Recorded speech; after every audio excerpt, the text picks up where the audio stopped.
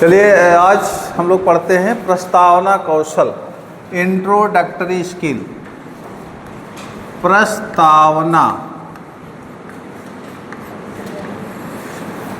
कौशल।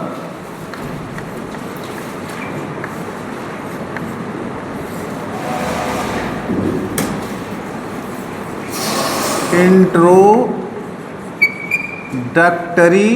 Skill.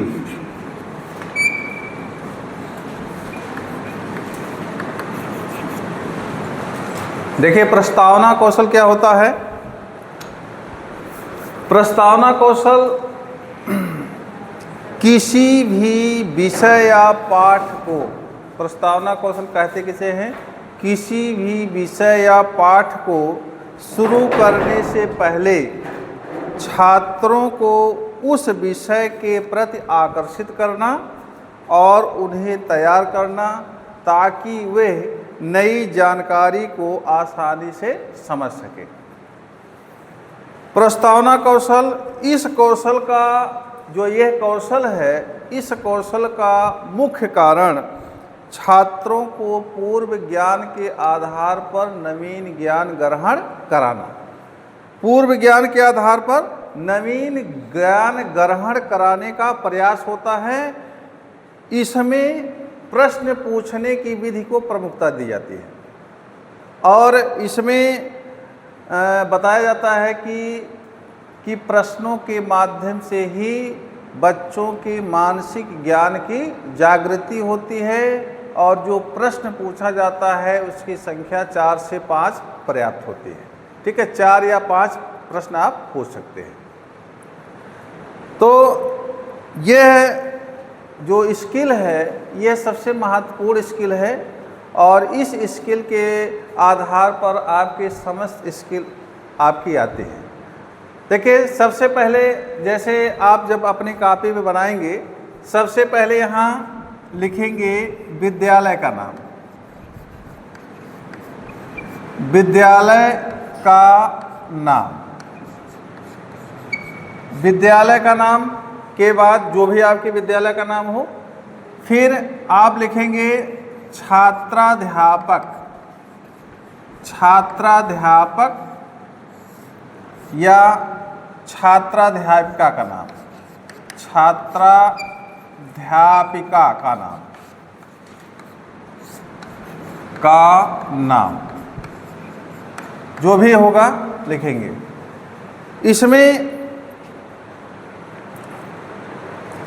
इसमें जो है एक बनाएंगे, बॉक्स टाइप में एक बना लेंगे जिसमें आप दिनांक, कक्षा, विषय ये सब लिखेंगे। देखिए पहले जो है ऐसे कॉलम बना लीजिएगा।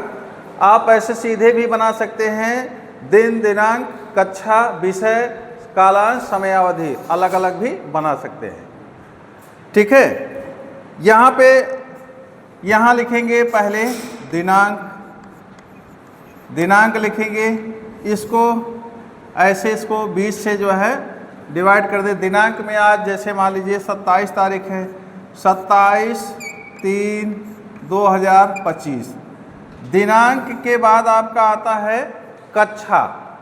ठीक है, कक्षा आता है, कक्षा कितने वालों को आप पढ़ा रहे हैं, 6, 7, 8 जो भी है आपका। मान लीजिए कि कक्षा 6 वालों को हम पढ़ा रहे हैं या 7 वालों को पढ़ा रहे हैं, ये 7 हो गया, कक्षा 7। उसके बाद अगला कॉलम बनाएंगे विषय, विषय बनाएंगे, विषय बनाएंगे। इसमें जैसे सामाजिक अध्ययन, सामाजिक अध्ययन, यहाँ उसके अंतर्गत आप क्या पढ़ा रहे हैं, उप विषय रहेगा, उप विषय। उप विषय में जैसे हम पढ़ाएंगे नागरिक शास्त्र, नागरिक शास्त्र, नागरिक शास्त्र। उसके बाद यहाँ आ जाएगा आपका कालांश, कालांश मतलब कौन सी बेल है आपकी। ठीक है, कालांश, इसमें आपका जैसे दूसरी बेल है। ठीक है, उसके बाद माइक्रो टीचिंग की अवधि कितनी है, अवधि यहाँ लिखेंगे अवधि, समय कितना मिला है आपको, अवधि, इसमें आपको 5 से 10 मिनट, 5 से 10 मिनट। देखिए 5 से 10 मिनट ये है आपकी अवधि है, 5 से 10 मिनट। तो आप ऐसे इसको एक साइड में जैसे दिनांक, कक्षा, विषय, उप विषय कर सकते हैं, दिनांक, कक्षा, विषय कर सकते हैं एक तरफ उप विषय, कालांश, अवधि, इस तरीके से भी आप कर सकते हैं। लेकिन ये आप बॉक्स में बना देंगे तो आपके लिए ये क्लियर होता रहेगा, इससे भी कोई दिक्कत नहीं है, उससे भी कोई दिक्कत नहीं है। यहाँ लिखेंगे बीच में थोड़ा सा यहाँ स्पेस छोड़ करके लिखेंगे प्रकरण, प्रकरण, प्रकरण, प्रकरण कहाँ से आपको निकलेगा, जो प्रस्तावना के प्रश्न आप पूछेंगे तब आपका प्रकरण बाद में लिखा जाएगा। ठीक है, प्रकरण लिखेंगे बाद में, सबसे बाद में प्रकरण लिखेंगे। इसके नीचे आपको ऐसे बॉक्स में बनाना है, बॉक्स टाइप में आप बना लीजिएगा। यहाँ एक तरफ जो है आप लिखेंगे इस तरीके से, एक तरफ आपकी क्रम संख्या, क्रम संख्या, क्रम संख्या, दूसरे वाले में लिखेंगे छात्राध्यापक, छात्राध्यापक आबलिक छात्राध्यापिका, जो भी जो होगा छात्राध्यापिका। यहाँ आप कथन भी लिख सकते हैं, क्रिया भी लिख सकते हैं। जैसे हमने कथन लिख दिया, कथन, छात्राध्यापक या छात्राध्यापिका कथन, कथन के स्थान पर आप क्रिया भी लिख सकते हैं, दोनों सही है। और यहाँ लिखेंगे छात्र कथन या छात्र क्रिया, जो भी आप लिख सकते हैं। ठीक है, ये यहाँ इनका ऐसे, ये देखिए यहाँ इस तरीके से आप जो है बनाएंगे अपने फाइल में, अपने फाइल में बनाएंगे। यहाँ प्रश्न संख्या लिखेंगे, प्रश्न 1, प्रश्न 2, प्रश्न 2, प्रश्न 3, प्रश्न 4 या प्रश्न 5, आप जो भी आपका प्रश्न होगा इसमें आप लिखेंगे। ठीक है, इसमें आप लिखेंगे और इसमें जो छात्र उत्तर देगा वो लिखा जाएगा। ठीक है, छात्र ने क्या उत्तर दिया, संभावित उत्तर क्या है उसका, वो लिखा जाएगा। ठीक है, जैसे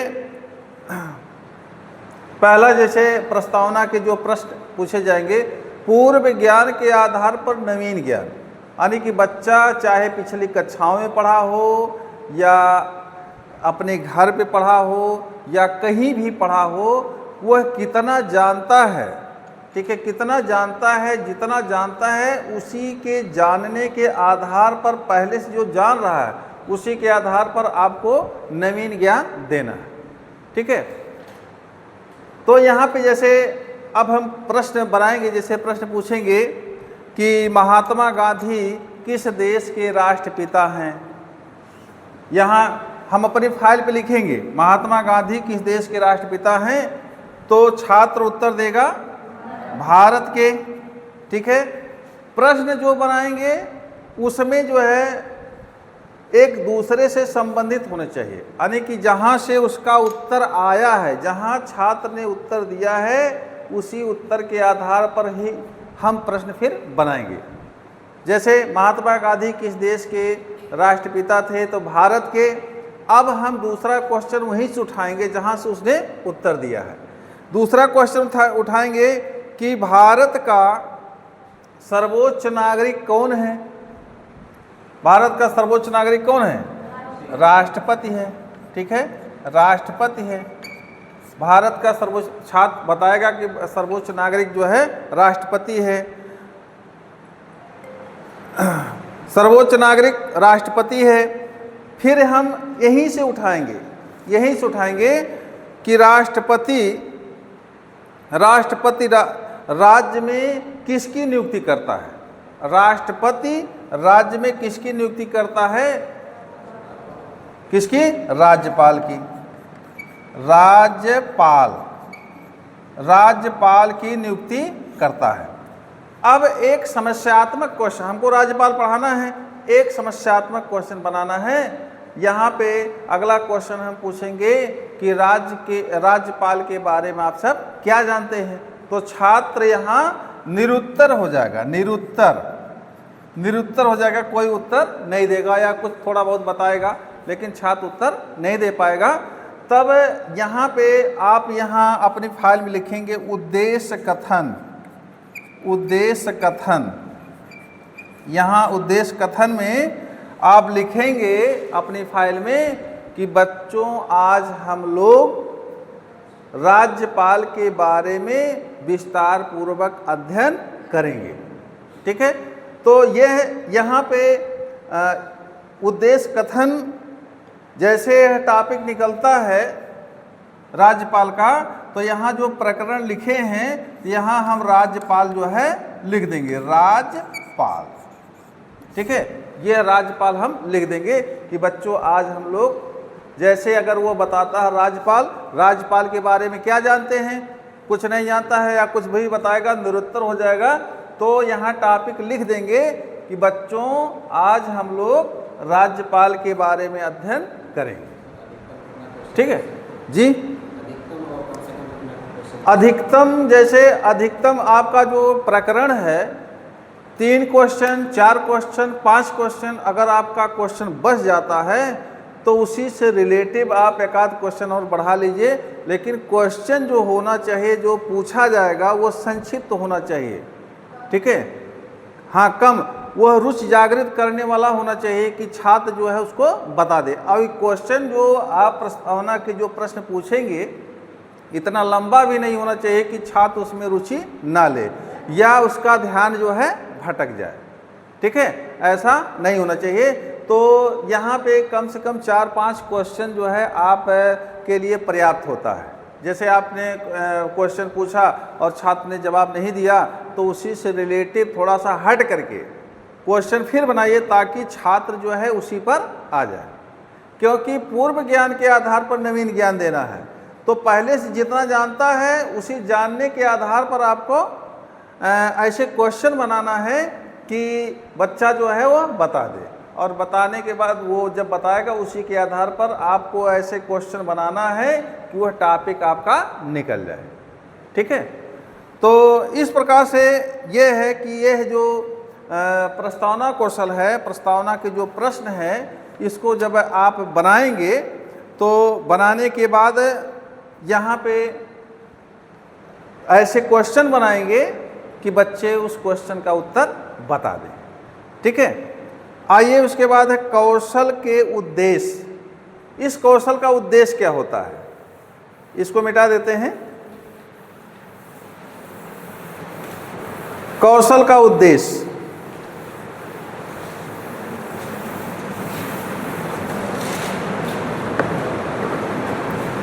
कौशल, इसमें इसका उद्देश्य भी होता है।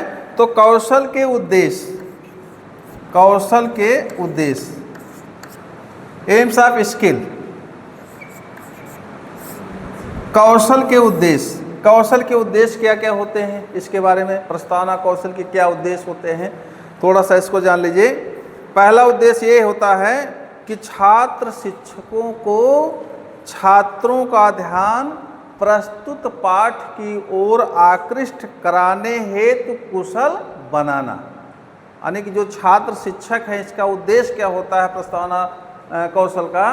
पहला उद्देश्य ये है कि छात्र शिक्षकों को छात्रों का ध्यान प्रस्तुत पाठ की ओर आकृष्ट कराने का प्रयास करना या उसको कुशल बनाना।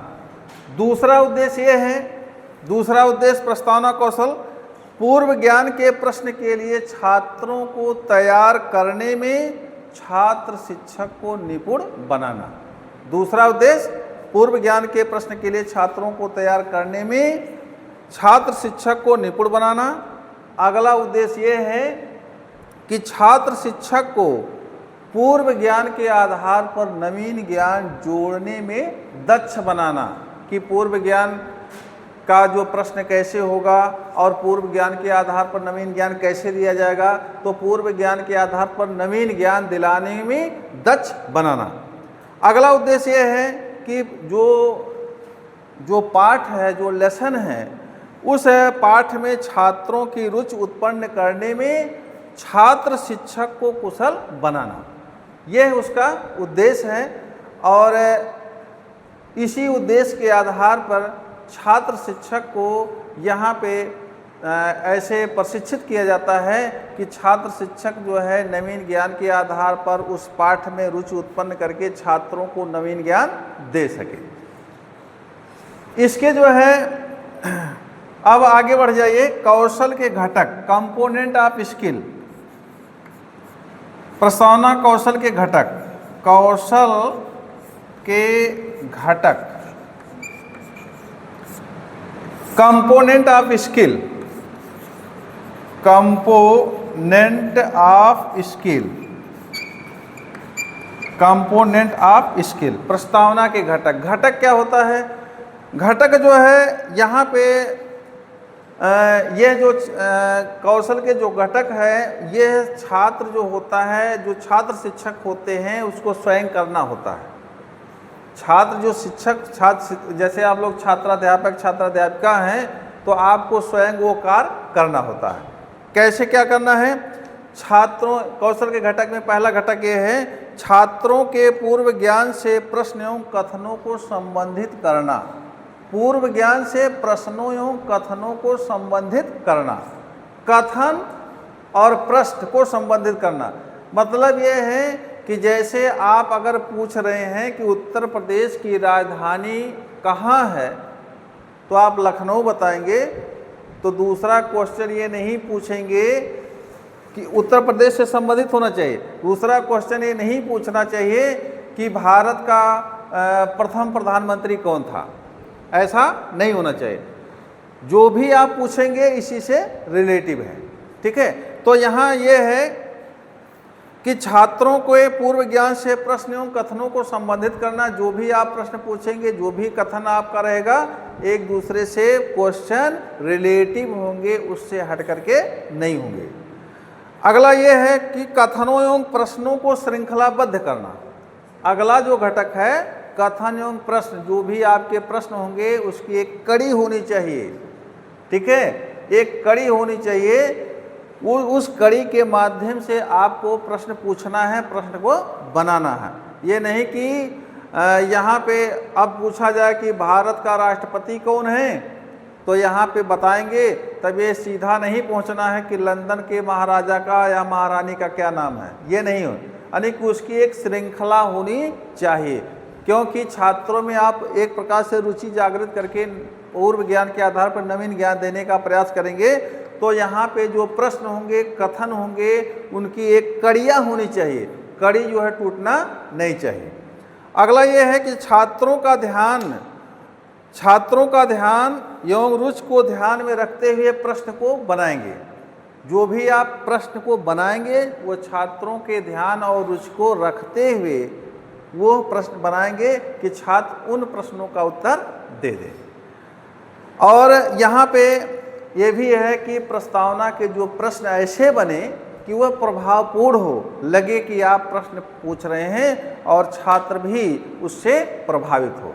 तो इस प्रकार से ये है कि यह जो कौशल है छात्रों को पूर्व ज्ञान के आधार पर नवीन ज्ञान दिलाने में यह है एक बेसिक, यानी कि जो इंट्रोडक्टरी स्किल है, एक बेसिक स्किल है।